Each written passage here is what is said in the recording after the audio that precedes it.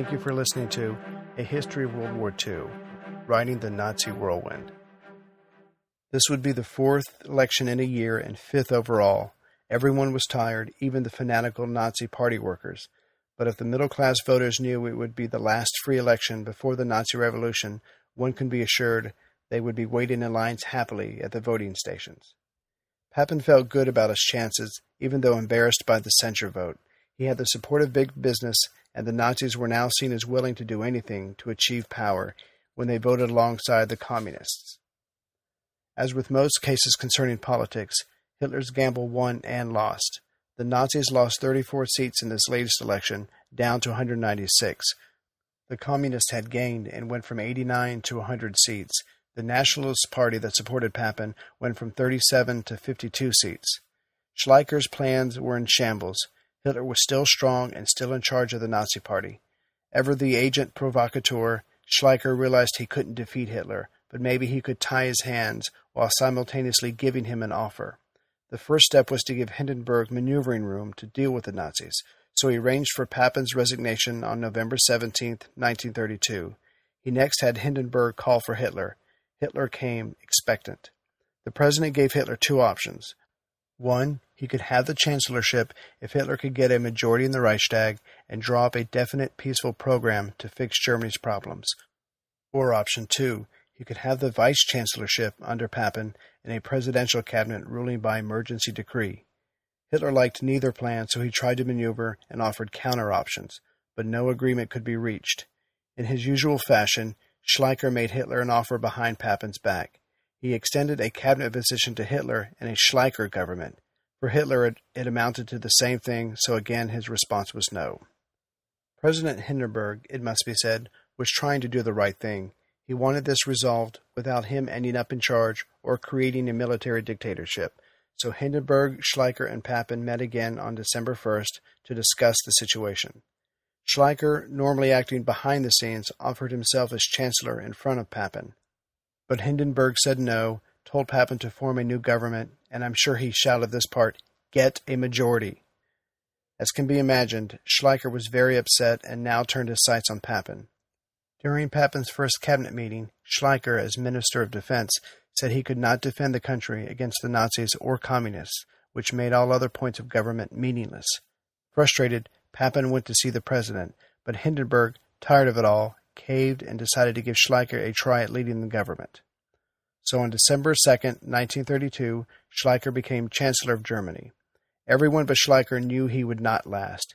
He had betrayed too many people and had no support, which left everyone else to make further plans for their next move when Schleicher was gone. Schleicher, at least knowing he needed some support besides the backing of the army, offered a cabinet position to Hitler, who still knew better and declined. Next, Schleicher then tried again to split the Nazis away from Hitler by offering a role in his government to the Nazis' number 2 man, Gregor Strasser, who wanted the position. The Nazis were losing power and money, and Strasser was tired of being in Hitler's shadow. Still, Hitler knew now was definitely not the time to settle with the powers that be. Hitler and Strasser argued this point, so Strasser resigned from the party on December the 5th. This was a major blow to the party and its prestige. Strasser was popular with the Nazi Party, but also one of the few Nazi members respected by other party officials. He truly wanted to help his country and not himself, like most of the other Nazi Party officials. He gave the Nazi Party a moderate face. After leaving Hitler, Strasser told his story to the newspaper and left for vacation. The Nazis searched frantically for him to work something out, but could not find him. Hitler, although shaken, sensed now was the time to attack Strasser. Hitler took over the group, political organization started and controlled by Strasser. He had Strasser's friends purged and all its leaders had to sign a new declaration of loyalty to Hitler. But Hitler still had his own unnerved party to save. On January 4th, 1933, Hitler, who was politically weakened after the last election, met with Papen, who was himself out of office. There were proposals and counterproposals, all coming to nothing. But Hitler learned from these meetings that Schleicher was not allowed to dissolve the Reichstag and, as a bonus, found conservative financiers to take on the Nazis' mounting debt. The landed gentry were very upset with Schleicher for his threats concerning the Junkers estates and promises to labor. The Junkers had given the president huge tracts of land, thereby making sure their interests were now his interests. Strasser returned and promised to join Schleicher's cabinet, giving it stability. On January 15th, the Nazis won a small election in another state, but Goebbels broadcasted the result all over Germany, making it seem so much more than what it was. This impressed the conservative elements who were still looking for someone to support.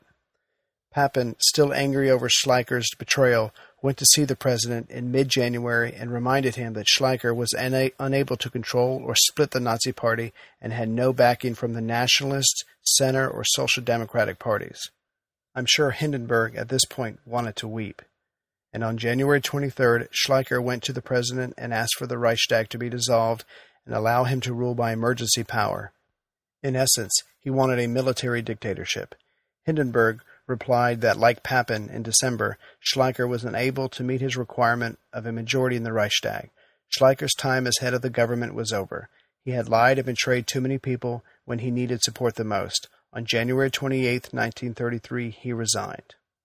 On the same day, the president asked Papen to explore a government with Hitler.